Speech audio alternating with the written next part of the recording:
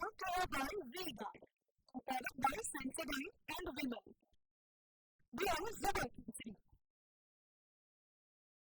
સહકારી ક્ષેત્રના સંગ્રામને લઈને રાજકારણ ગરમાયું છે.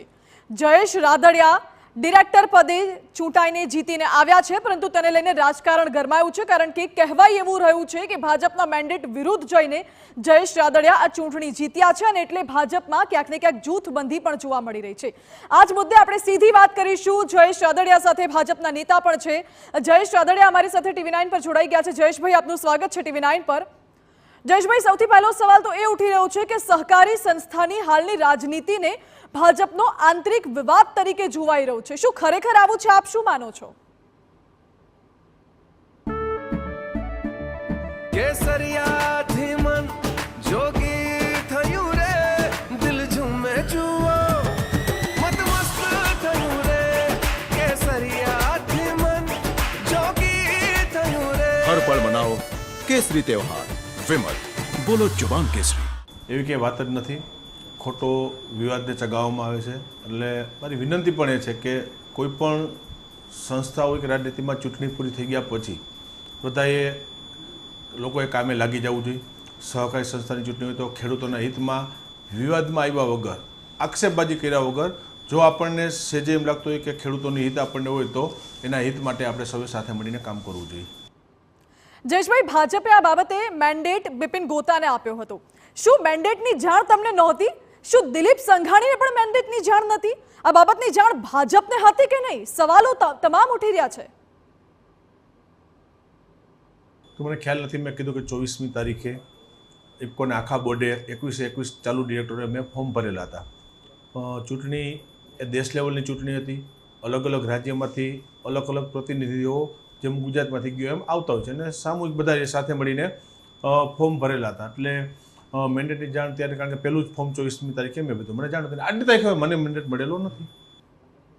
જી જયેશભાઈ, ભાજપ એવો દાવો કરી રહી છે કે વિપક્ષ સાથે મળીને કાવા દાવા કરતા લોકોને દૂર રાખવા માટે જ મેન્ડેટની પ્રથા લાવવામાં આવી છે. આ વિશે તમારું શું માનવું છે? 100% જેટલી સહકારી સંસ્થામાં ચૂંટણી ગઈ, મેન્ડેટ અપાણા, અને બધી સંસ્થાઓમાં માનું છું મોટાભાગે 99% ઉપર ભારતીય જનતા પાર્ટીના કાર્યકર્તાઓ એ ચૂંટણી અંદર જીતા. રાજકોટ જિલ્લામાં પણ જેટલી સહકારી સંસ્થાઓની ચૂંટણી ગઈ, તાલુકા સંઘ હોય, જિલ્લા સંઘ, માર્કેટિંગ યાર્ડમાં પણ ભારતીય જનતા પાર્ટીના કાર્યકર્તાઓ કાં બિનહરીફ થયા અને કાં ચૂંટણી થઈ તો ભારતીય જનતા પાર્ટીને જીત મળી. આજે ઇફકોની અંદર હું જીતો છું તો હું ભારતીય જનતા પાર્ટીનો જ કાર્યકર, ધારાસભ્ય છું. એટલે છેલ્લે ગણું તો જીત ભારતીય જનતા પાર્ટીની છે, કોઈ કોંગ્રેસ આમાં છે નહીં.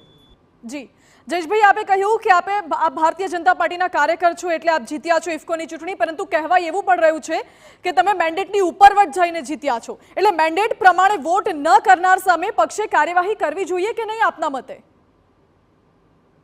ભારતીય જનતા પાર્ટીના અમે કાર્યકર્તા છીએ, ધારાસભ્ય છીએ. જીત ભારતીય જનતા પાર્ટીની જ થઈ છે.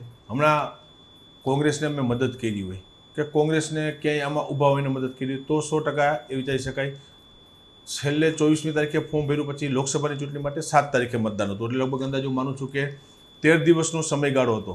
આ 13 દિવસ દરમિયાન મારી વિધાનસભા જેતપુર જામકરણા, અમારા ઉમેદવાર ડૉક્ટર મનસુખભાઈ માંડવિયા હતા, એના માટે મેં કામ કર્યું છે. એ મારી વિધાનસભા સિવાય પોરબંદર લોકસભામાં જ્યાં જ્યાં મને જવાબદારી આપી, જ્યાં મારે જવાનું થયું ત્યાં પણ મેં પાર્ટી માટે કામ કર્યું છે.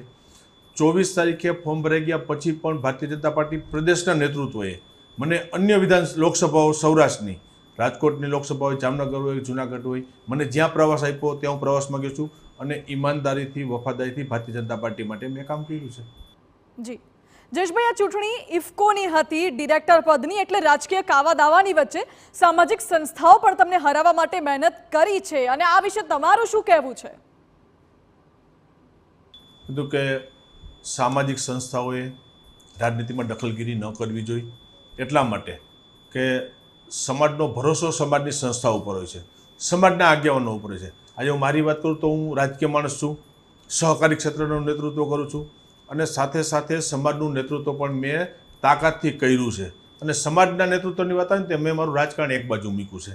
ત્યારે માત્ર મેં સમાજનું હિત જોયું છે અને સમાજની અંદર બીજા કરે છે માત્ર વાતો નહીં, સમાજને એનું પરિણામ આપ્યું છે. સમાજ એનો સાક્ષી છે.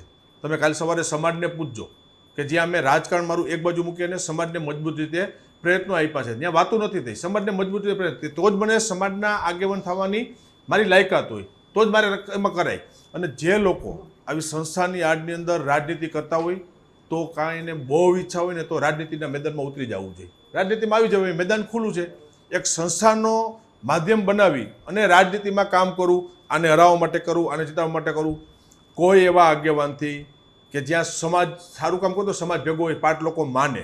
બાકી આપણે કંઈ કર્યું જ ન હોય અને માત્ર ખટપટ અને રાજનીતિ જ કરી હોય ને તો સમાજ કોઈ દિવસ સ્વીકારતો નથી. અને એનું પરિણામ ભૂતકાળની અંદર અનેક ચૂંટણીઓમાં, મારે નામ નથી દેવા, સમય આવે તો હું નામ દઈશ કે ક્યાં લોકોએ મને હરાવવા માટે કામ કર્યું છે. આ ચૂંટણીની અંદર પણ સમય આવે ત્યારે હું કહીશ કે કયા લોકોએ કયા ફોનના માધ્યમથી કયા મતદારોને કહી અને મને હરાવવા માટેના પ્રયત્નો કર્યા છે. ત્યારે મારી એક સમાજના દીકરા તરીકે અને સમાજની પણ અપેક્ષા હોય કે ભાઈ રાજનીતિની વાત આવે ત્યારે સામાજિક સંસ્થાઓ દૂર રહેવું જોઈએ, સમાજનું હિત વિચારવું જોઈએ. તમે પહેલા સમાજનું જ્યાં કરો છો સમાજને પરિણામ તો આપો. જી, એટલે જયેશભાઈ, આપનું સ્પષ્ટપણે એવું કહેવું થાય છે કે સામાજિક સંસ્થાઓએ રાજકારણમાં દખલઅંદાઝી ના કરવી જોઈએ. જો કે આ તરફ રાજકીય કાવા દાવા વચ્ચે શું તમને પિતા વિઠ્ઠલભાઈની કેટલી ખોટ ચાલે છે? જો વિઠ્ઠલભાઈની ખોટ એ સ્વાભાવિક આજે નહીં, મને તો મારા પિતાશ્રી હતા, આવડું મોટું એને સહકારી ક્ષેત્રમાં રાજકીય રીતે સમાજમાં યોગદાન આપ્યું છે, એટલે એના દીકરા તરીકે એની ખોટ તો મને કાયમી માટે વર્તાતી હોય. કારણ કે મારી માથે એક છત હતી, બાપ તરીકે બાપની જરૂર તો બધાને હોય છે, મને એની ખોટ તો કાયમી માટે રહેવાની. પણ એનો વારસો મને આપ્યો છે અને એ વારસાને સમાજનો વારસો હોય, સહકારી ક્ષેત્રનો વારસો હોય કે રાજકીય વારસો, હું વિઠ્ઠલભાઈનો દીકરો છું, મારા લોહીના સંસ્કાર છે, ગુણ છે, મારામાં વફાદારી છે, ઈમાનદારી છે. મારા સંસ્કાર એવા નથી કે હું ગદ્દારી કરી શકું. એટલે સ્વાભાવિક રીતે તમામ જગ્યાએ મેં સાચી લડત આપવાના પ્રયત્નો મેં કર્યા છે, સફળતા પણ મેળવી છે. એટલે ખોટ એની સ્વાભાવિક એના દીકરા તરીકે તો મને વર્તાતી છે, પણ એટલું ગૌરવ છે કે મેં સાચી ઈમાનદારીથી જ્યાં કામ કર્યું ત્યાં સમાજે પણ મને સાથ આપ્યો છે. રાજકીય રીતે વાત હોય, ભારતીય જનતા પાર્ટીનો ધારાસભ્ય છું, મારી દરેક ચૂંટણીની અંદર મારા મતદારોએ કાયમી માટે સાથ સહકાર આપ્યો છે અને સહકારી ક્ષેત્રમાં પણ આવડી મોટી સહકારીનું કામ કર્યું છે. આજે ગૌરવ સાથે એટલું કહી શકીશ, આક્ષેપ કરવાવાળા વસ્તુ જુદી છે. આ ભાઈજી એક નીકળી પડ્યા છે, સામાન્ય એક મંડળીનો સાથે જોડાયેલો વ્યક્તિ છે, એ આક્ષેપ કરે અને રાજનીતિ, કારણ કે એને પોતાનું સ્વાર્થ છે, એને સહકારીનું સ્વાર્થ નથી જોયું, એને કોઈ મંડળીની પ્રગતિ થાય એવી નથી જોઈ, એને ખેડૂતોનું હિત નથી જોયું. સહકારી માળખામાં કીધું કે મારે ખેડૂતોનું સર્ટિફિકેટ કાયમી માટે જોઈએ, ખેડૂતો સર્ટિફિકેટ આપે ને એટલે મારે કોઈના સર્ટિફિકેટની જરૂર નથી. રાજકીય રીતે મને મારા મતદારો સર્ટિફિકેટ આપે ને એટલે બીજાના સર્ટિફિકેટની જરૂર ન હોય. અને સમાજની વાત આવે તો સમાજ મને સર્ટિફિકેટ આપે ને એટલે કહેવાતા આગેવાનો, કહેવાતા સંસ્થાઓની મારે સર્ટિફિકેટની જરૂર નથી પડી ક્યારેય. અને એના માટે જે આક્ષેપ કરે તો એને મુબારક છે, એની વાત છે. જી જયેશભાઈ, બિલકુલ આપની વાત તદ્દન સાચી, પરંતુ અત્યારની પરિસ્થિતિ જોવા જઈએ તો સહકારના સંગ્રામથી ભાજપમાં સંગ્રામ હોય, જૂથબંધી હોય તેવી વાતો સામે આવી રહી છે. જયેશભાઈ, આપનો ખૂબ ખૂબ આભાર. Ahmedabad Powered by Sensodyne and Vimal. Brand Jabardast.